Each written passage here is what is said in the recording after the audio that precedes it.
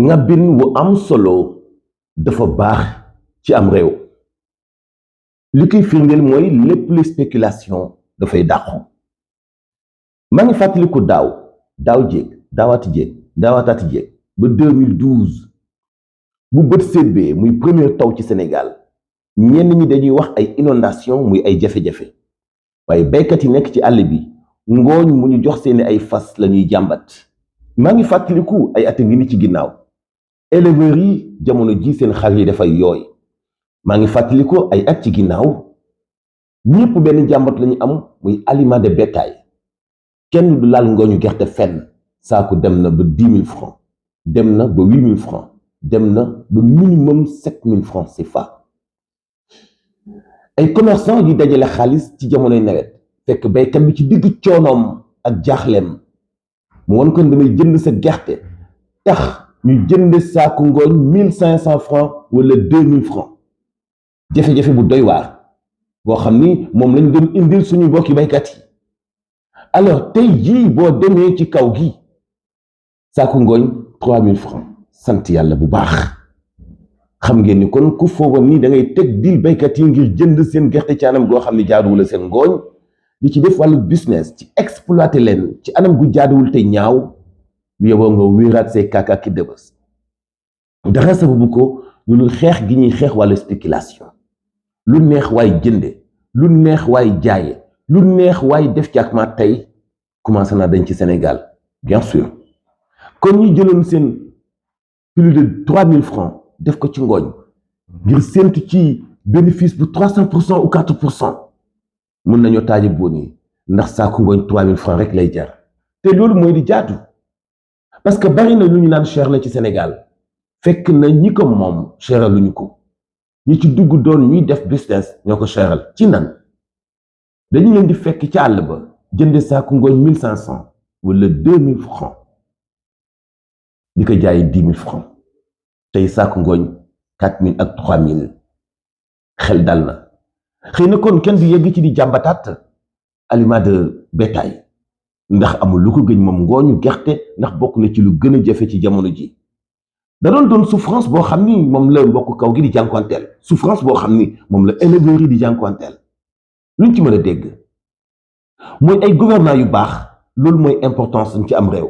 kenn ku nekk wàll wa nga féete boo làmbee da ngay daj sa bopp.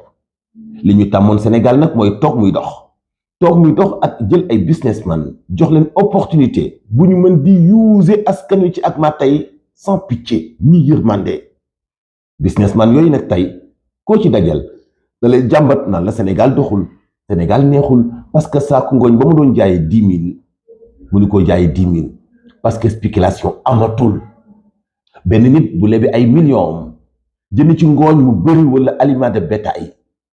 teg ko lu mu fu mu dugaloon 1 million bëgg faa am 3 millions loolu bu jeexee ci am réew ñëpp dañuy dund ci même égalité noonu la mel ci leneen lu bokkut ak aliment de bétail. boo demee ci marché bi ginaar yi ni mu doon yokkoo teguwul fenn li ko sabab moo di ni aliment de volaille bi nga xam ni yéeg na ci anam gu doy waata doo xam lan moo ko sabab ñi koy defar lu ñu teg ci suñu kanam ni aw lay mooy produit yi ñu koy defaree mon cher ak li ñuy fay ci douane bi loolu dong lañu lay teg ci sa loxo comme ay explication mais yow mi jënd yow mi soxla mënoo am benn défense boo défendre sa bopp xanaa rek fu ñu la xooloo fa ngay xool lu ñu la jaayee loolu ngay jënd parce que yaa soxla. am réew di am amee googu mooy di tax kenn dootul mën a exploiter kenn wala ngay def spéculation bu boobaa lépp dafay tegu ci yoon lu ñuy jaay dañ koy jaay njëgg normal kenn dootul jël marchandise di ko bloqué ci sa boutique wala ci sa magasin wala ci sa hangar ngir bëgg ko jaayee ni mu la neexee te noonu la doon demee tey même ñi def agro business ku foog ni boo ñorleetee sa soble mun nga ko denc ci sa ay chambre froide ba baykat bu néew doole bi ñoral nga dajee ndoog moom ci marché bi jaayee njëg yomb ngir exploiter ko ndax nga sa bopp parce que lépp a ngi soppeeku tey li ko sabab moo di ni nit ñi ci seen bopp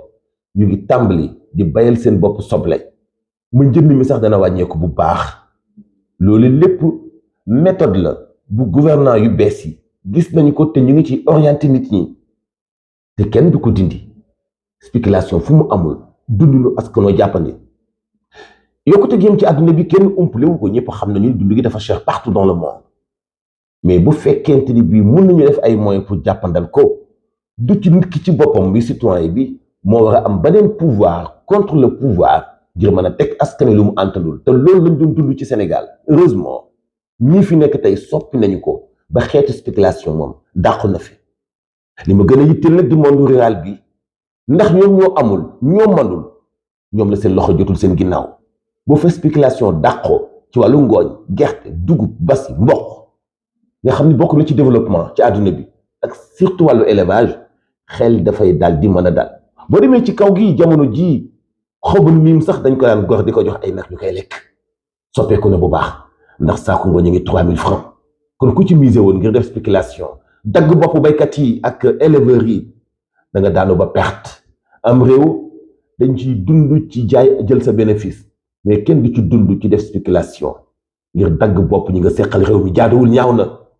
kon ñu ngi félicité suñu dirigeant yu bees yi seen doxalin yaakaarlu na lool ndax ñi gën a ñàkk bu ñu commencé di gis seen bopp ci ni réew mi doxee xel dafay dal